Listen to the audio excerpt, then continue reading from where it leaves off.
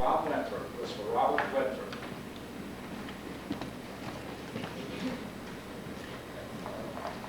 I'm an architect. I've been in town for about 3 or 4 years, one of those years. I've been looking at this town and sort of interested in it. I was born in New York City. I was brought up in a town called Potsdam, New York, which is a town with 2 colleges, a state university, and a private school of 7,000. So I'm kind of used to this sort of arrangement, of this sort of town. It always struck me that people tend to think that architecture is something that is characteristic of other places. As Americans, we sometimes get our opinion that to see architecture, you buy a block ticket and you get the bus and you go and see it. But in Virginia, our art, our only art, is architecture. We did like sculpture a little bit, but only of generals who lost a war. So it's sort of a specialized form of sculpture. Painters didn't count. All of our writers were perverts, whether it be Poe or James Branch Cabell. But architecture has been okay. Architecture is the thing that we have been interested in from the earliest days, from Williamsburg to almost to the present. I think we had a weak spot in the 1950s, but we have made it a good long way. This town is very characteristic of good Virginia towns in that there are a number of very fine buildings that could be used in any discussion of American architecture as a good example of this style. Now, that is, we get used to it. What we see as being ordinary, everyday buildings that we use every day would be the best building ever built in Montana. What we see as being ordinary stuff is not ordinary in terms of Montana, and probably not ordinary even in terms of North Carolina, which is always a little suspect architecturally. Now, I'm going to start by showing you some pictures, and start with the most important historic artifact in the city, which is the river. The river is the reason why the town is here. It is the element that generated, it was the main transportation route and the main energy supply. Now again, we are at a period in which the river has been almost forgotten and is coming back again. 50 years ago, 75 years ago, the river would have been the most important element in the town, the most important reason for it to be here. And we are now at a point where we can reclaim the river. The industrial uses, the transportation use of the river are gone now. And we can now begin to use it for recreational purposes. And I think it will end up being a very important part of Farmville in the next 20 or 30 years. Now we also have a group of wonderful individual buildings. The Presbyterian Church, designed by a Presbyterian minister, worked on by a number of gifted architects through the years, is a superb example of Greek Revival architecture, perfectly maintained, in great condition. It would be a happy addition to any book on American architecture as a good Greek Revival church. It's handsome, it's almost in perfect condition, with the exception of an inadequate top-tier spire. The fiberglass salesmen have a lot to answer for here and everywhere else. On top of the hill, we have the Episcopalians doing a church which has the best overdose of cuteness I've ever seen in my entire life. What a darling little church. It's teeny, it's impressive, it has a tower, it has all this very interesting detail, it's very good condition. It's a wonderful Greek Gothic Revival church. And it's a church that, again, any town would claim very proudly. It's a good example, it's well preserved. We have the basic everyday statue that every city has. I am from the north, and we have that statue, but we have different letters on the buttons. they did the cannonballs. The thing which I'm working on a book on Monument Avenue now, doing with Richard Guy Wilson from UVA, and we're pointing out that there's only one street in the world dedicated to the men who lost a war. And the South is the only place in the world that has statues to the people who lost the war. It's a very strange thing when you look at it. But he's very happy there, sitting in a little square with handsome buildings around it. It's the perfect example of this sort of monument. Now we have a superb group of college buildings done by a series of good architects. One, Walter Hingham, an Englishman who started it and then finished up by Lynchburg's best architect. We have the arcade, which for some reason at the turn of the century became the fundamental mark of girls' schools. Women's schools in Virginia had long arcades. And so you have a wonderful set of buildings. High Street is as beautiful as any street in the country in a town of this size, with the collection of churches, houses, and public buildings. And what is odd, a statue of Joan of Arc. You know, every southern town does not have Joan here. And she has moved recently, and I don't know where she has gone. But her pedestal is empty. But again, a wonderful batch of architecture, and very grand architecture. Now, we've got great individual houses. And of a variety of styles. We know that the builders of these houses were using top-of-the-line pattern books. Asher Benjamin, Minor Lefevre, that the stylistic element of these houses show that these people were reading all the up-to-the-minute pattern books the year they came out. That is, there was no real gap. All Minor Lefevre detail. This is the triple window is the high-style element of Richmond architecture at that time. And so we find superb houses, some unusual houses. The best veranda in town. Not only is it a handsome veranda, but Lee walked on that veranda at one time. What more could you ask for in one porch? Although I do think it needs wisteria. Not that you'd ever be able to see the house if you added it, but it does need wisteria. Now, while we have those very high-style houses, and there are a number of them all over the city, we have a couple other things. This is a little house down the street here, and we have a builder practicing in the later 19th century who liked architectural elements that were not quite big enough for the house. And so we have this wonderful porch here, and then a demi-porch, half a porch up above.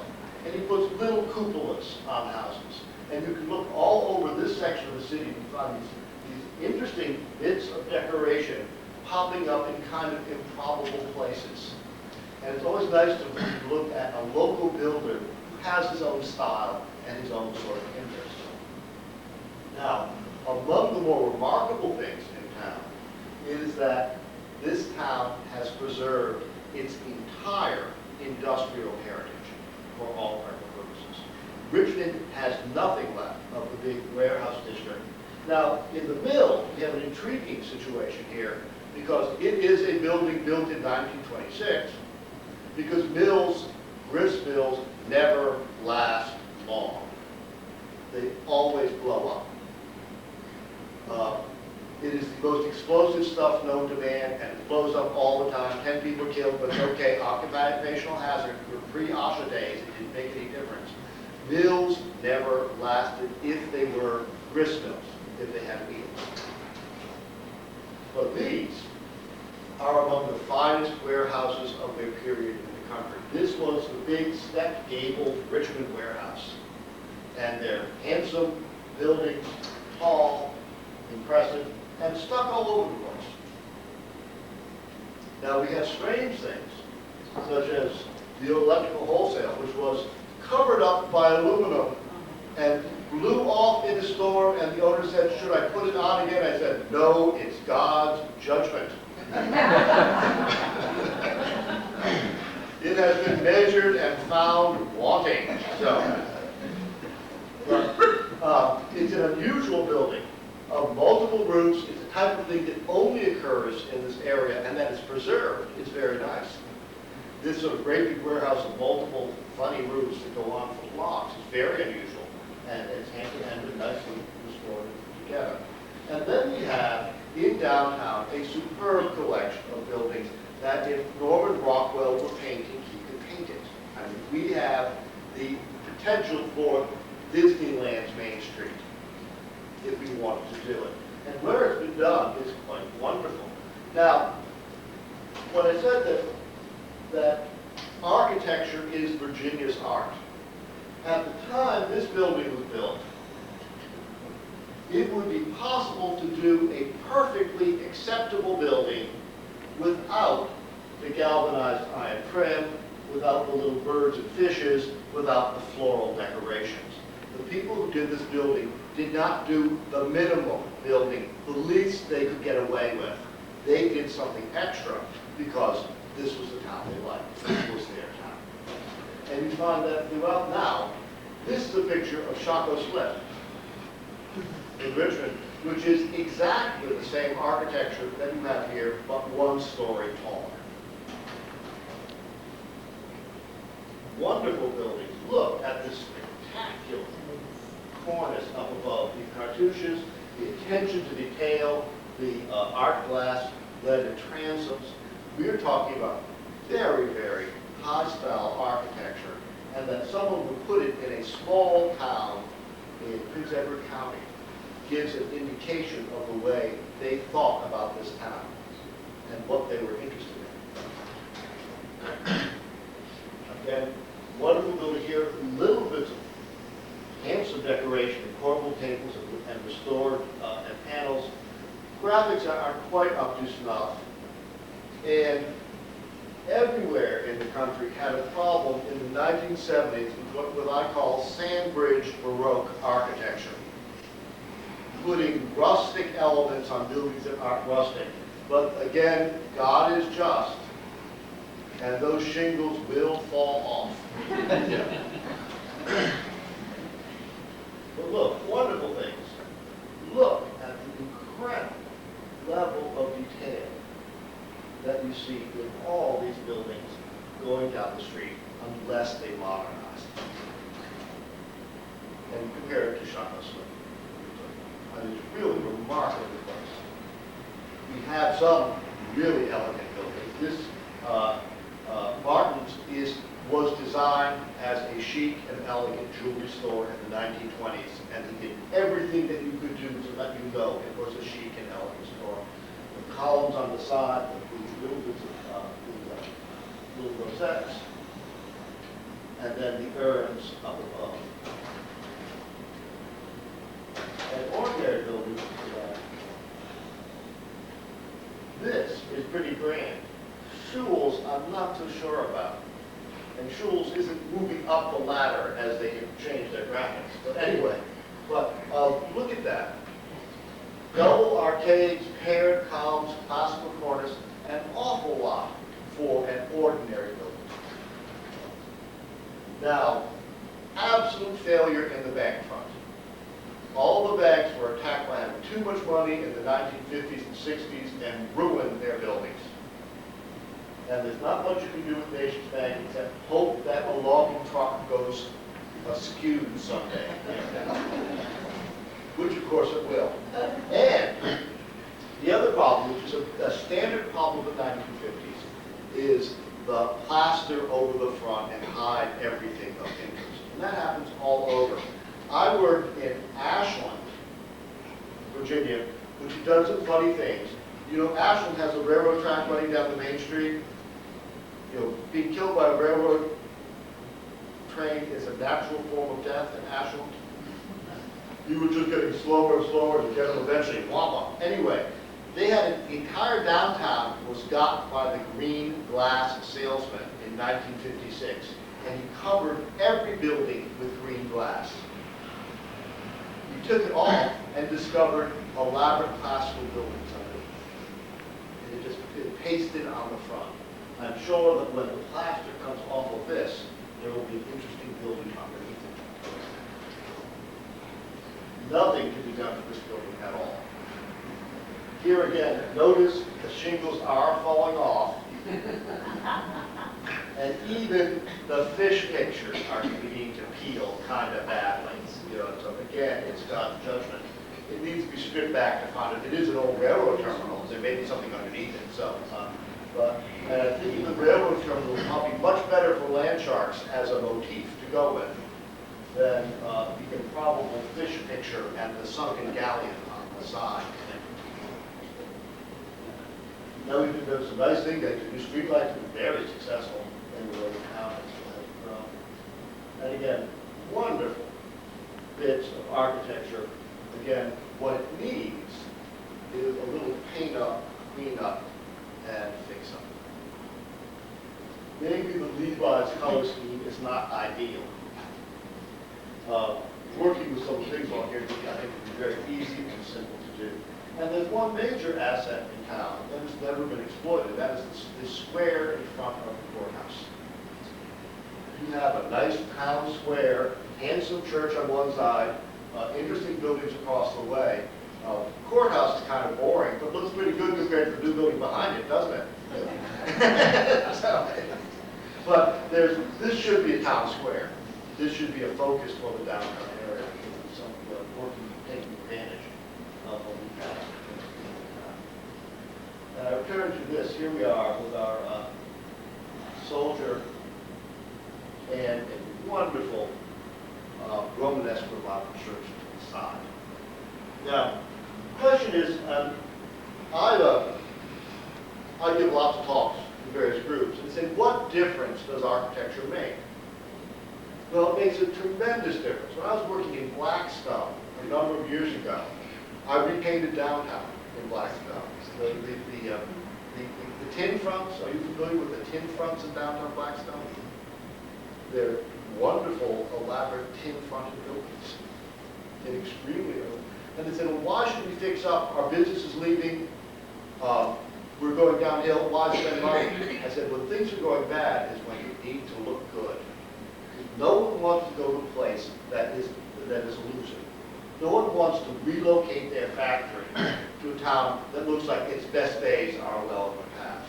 People don't want to put their factories, their businesses, or their families in a town that's failing. They want a town that is a beautiful, charming place to live. They want a town that has a sense of life and culture, and that's what this town has at a very small scale. At a scale in which you can know people, you can meet people, you can go to concert at the college, all sorts of things that can happen, and that's what makes it different. Now, architecture, Venice in Italy stopped having a reason to exist in 1453 when Constantinople fell and its trade routes to the east went. And it has been coasting for 5 centuries on being a nice place to be, on being beautiful.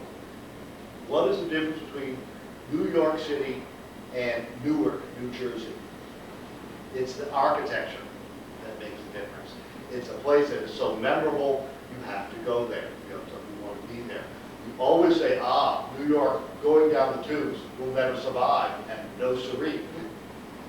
New York always comes back.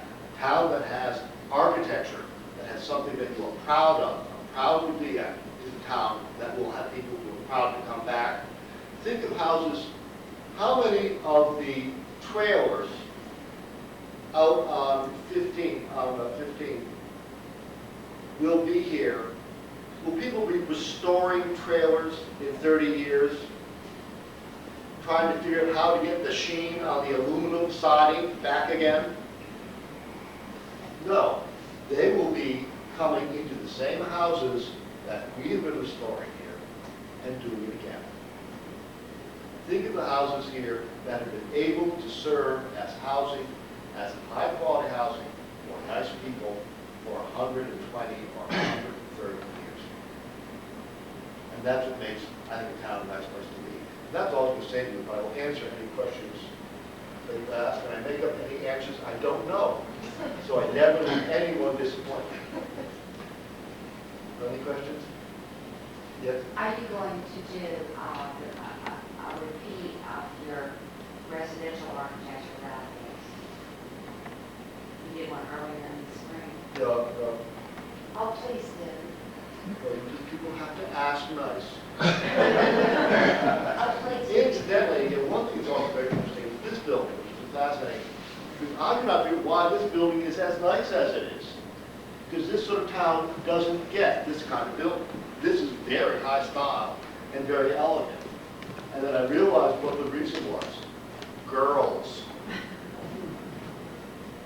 This is an attraction for girls coming to town on the train. And so this is really the Longwood train station, because UVA did not get one. Ours is kind of ordinary. They were boys. The girls needed a nicer building. And so I think Longwood is the thing that generated interest in this structure. Anything else? Well, thank you very much.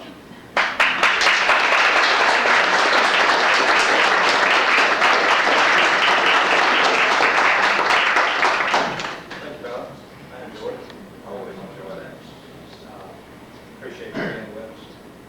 Everybody else enjoy it. Any questions? We're still asking a question. Question. Yeah. Having to do the residential. You have to say that. What is the oldest structure?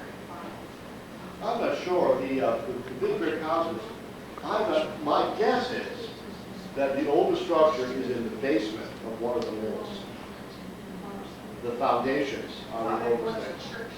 Well, the Presbyterian Church is old part, but there are two churches that are really tricky.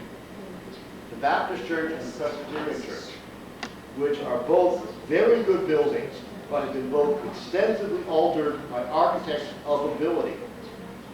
Second-rate architects, you can tell what they've done, but good architects can hide their traces better. And I don't know where the original part of those buildings. And the other is, I'll bet that underneath some of the clapboarding in this town, there's some log cabins, some early buildings. But it's been very difficult to go and look at individual houses. The Beach Street houses are all of the 30s and 40s and very clearly documented. It's hard to do other buildings because of the oddity of records and of just not getting into a detailed study of it. I went through the Thornton House, and there's a lot going on, and I think there may be some old buildings that were incorporated very typically, in which we built a one-room deep house with a hall to the side, then added a symmetrical room. And so there may be, at the root of some of these buildings, much older structures. So. What's the reason Farmville could afford such architecture? I mean, you showed, in many respects, our building fronts are better than downtown Richmond. Oh, yes. What was here? Why should Farmville be so blessed? It certainly wasn't the girls. Tobacco made money. You know, tobacco was a very big money-making operation, so it was a very wealthy community at one time. And what I think happened that tobacco is a problematic thing to grow because it's destructive, it destroys the land. But as it went, other things came. That is, Longwood becoming a bigger and bigger school began to add different things to the mix that you would not normally find in a town of this size. So that, and it became a regional shopping area. So again, we think,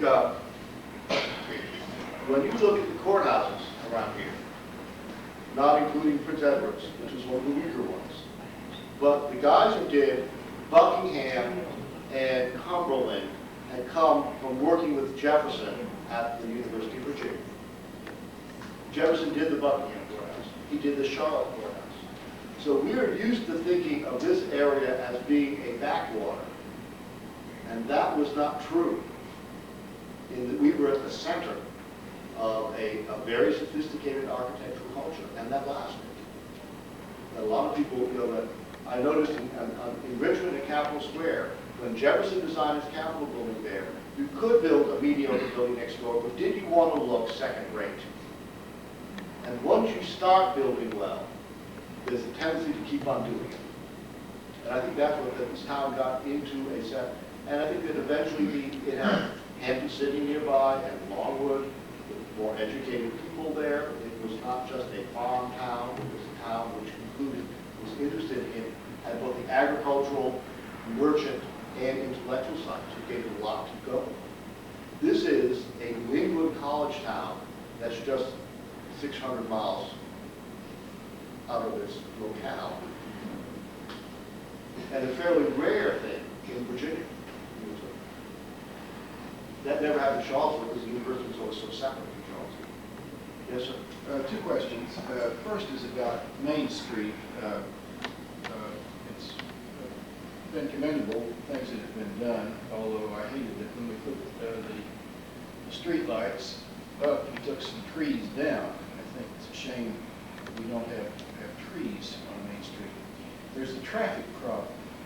No matter what you do with the architecture, you spoke of a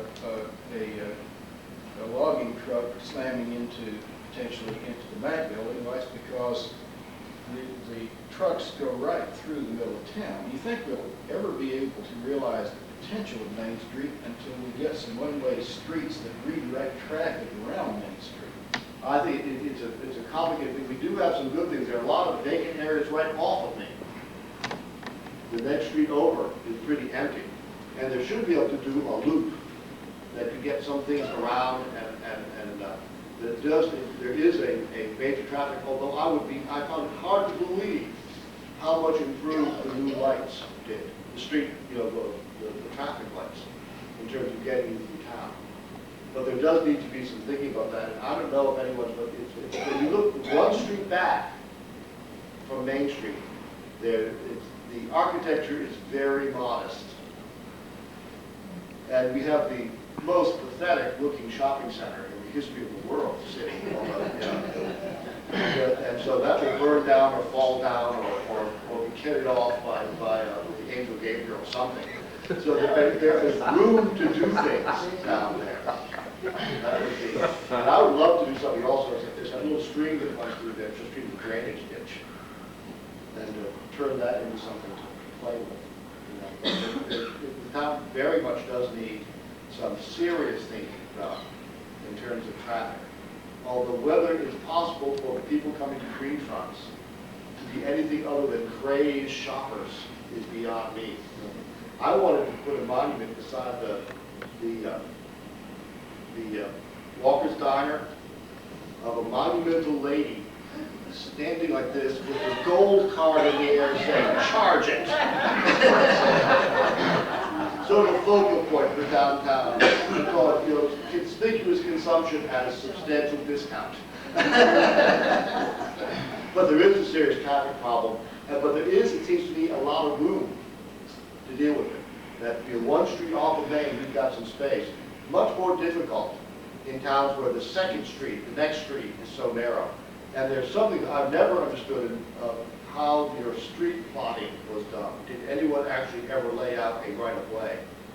Because there are some serious errors in judgment in terms of that. That would be something that really, I assume that someday, unfortunately, given the way the Commonwealth of Virginia works, we need a multiple death at that intersection. And something will happen. But that is the way it works in the state of Virginia. No one need volunteer now. Also, I wonder if you're familiar with the architectural plans for along the college that we devised several years ago. And we got out of that, we had no entrances, proper entrances. We got the one on up by the high-rises, but the others proposed for St. George Street. I just wonder what potential, if you're familiar with those, you would see for enhancing the architectural beauty of the town by working with the college. The original buildings are there. Of course, something could happen to high-rises. And of course, the Commonwealth mutilated a whole series of towns with those. You find them all over the state. They built an error in judgment in a great many college campuses, so you're not the only one there. But I've not looked at it. My tendency to think their good building is the building on High Street and the Dome. And they should work on focusing on that from the other side, from the back side, which they've not been doing. They've sort of going off to the side. But, and they've never, their landscaping on 45 is what I call code minimum landscaping. It's enough landscaping to know they have it, but not enough to do anything. And they really need to think more about how to make that frontage of their college. But I've never sat down and worked with it, and the Commonwealth of Virginia has its own standards too. Kind of peculiar. Yes? Consistent with the architecture would be a form of transportation that's light rail. Would there be any purpose of putting a light rail circuit on Main Street to the hospital and back out, maybe as far as Hampton City? Not right now, I'm afraid. I'd love to do it. I think a trolley would do the trick, yes. And but my guess is that Dickie Crawley has to buy something on the other side of Main Street and need to move his housewives with greater dispatch from one end to the other. But it would be very helpful to get, there is a problem getting the Greenfront activity to flow to the courthouse end of the street. And that should logically have been Cruz. That corner should be the best corner in town, connecting the college to the rest of the main street. And that has been kind of a weak link for a while. But I think a light rail system would make a lot of sense, but it does not appear to be in the cards right now. Bob, I have a suggestion. Could you flip through the slides and just identify the property that you're showing? Just a quick flip through. No, I want you to identify the building. Well, we'll Okay. hey, you brought me here, and I'll, you probably know them all anyway. I normally don't give pop quizzes.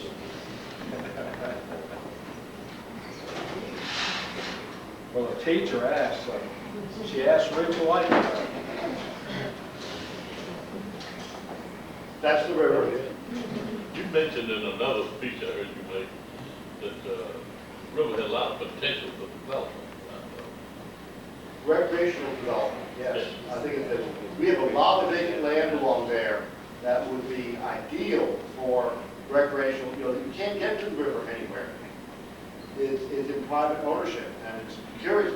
In Richmond, the riverfront developments where activity is in the Richmond metropolitan area, you can only get to the river in the city itself. And so it becomes a center for activity. They have, events on the river all the time, which are starting. You've got tons of land in there, in that area, in Never Never Land over there, that is essentially vacant and unused because of the floodplain. They make an ideal place for recreational activities. And I think there's money for it. The state has money, and the feds have money available for riverfront and development. Say, Jonathan Moore. Longwood? Longwood. What house is this? Beach Street. Jackson. Jackson. Jackson White House. Whose house is that? Yes. You said Joan of Arc has disappeared. She was not there the last time I saw her. Thornton House? Never read finishing that. She probably looked over on dates like the other women do. Oh, she may be back. She was missing the last time I know this house is right up here. Randolph Street. Right by the, on the street from Methodist Church. The mill? And a question about the mill. Yes. Was there a mill on the site of this mill before this one was done? Oh, yes. It's on the map. That was up near Bizarre. So there's one shown on that map. This building is there. With the funny thing to the back. is the map, that map shows this building and something back there. Must have been there a long time because the canal was built around it. Yeah, Civil so War. that, my guess is that this is the site of the original mill in town. That's what I was saying. That'd be but not, the basement of the mill, I have my offices here, the basement is stinky. I've not gone down there to see what's going on. And the other thing is unfortunate, but is that it's solid concrete. Normally, that basement is done in rotting wood, which means you can look and see what's going on underneath it. But that is not, yeah. These are the two warehouses. What warehouse was this? You know what? That's a co-op, Farmville co-op. Co-op, yeah. Well, The low building that, Farmville wholesale. Also, what was it before? That was a tobacco warehouse. Planners, wasn't it? Not Planners? factory, it was a warehouse. Yeah. Farmville drove the teams in, loaded it back there and had sales. That was planned. And this is the cheese company? Might mention, excuse me, might mention before you leave that tobacco warehouse, that Charlie's tobacco warehouse that you used to drive the team inside the building. So, And Charles is a spectacular restoration. That building was very nice. And that's the first warehouse, the Randolph Yeah. warehouse. And this is cheese company? Chocolate slip? and This the was Davis- Davis' so- department store? And I think, I guess 1910 or so. It was Davis', and I don't know who the other buildings are, up to Susie's. Susie's is quite wonderful, but needs a paint job kind of badly right now. And the Dragon House is closing. Almost everything in Second Susie is closing up right now, so. Workshop is left. Jewelry store. This was the Oddfellows Hall. But I've never been upstairs to see what the Oddfellows did. And as a matter of fact, I still don't know what Oddfellows do. So,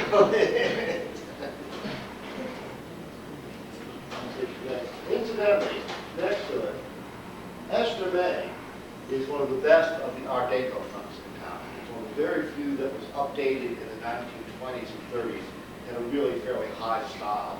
Now, it needs a different awning here, but that was a pretty, that is hot stuff in Miami Beach now. That would be very stylish Miami Beach.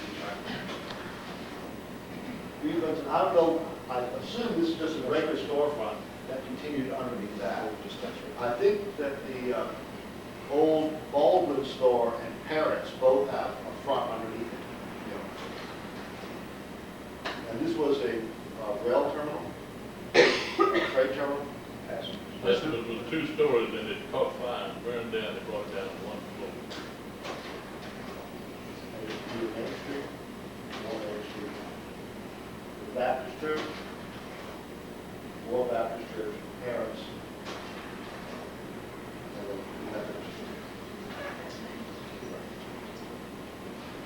Well, thank you all. Thank you.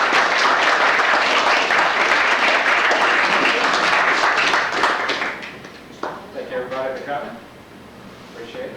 Hope you enjoyed.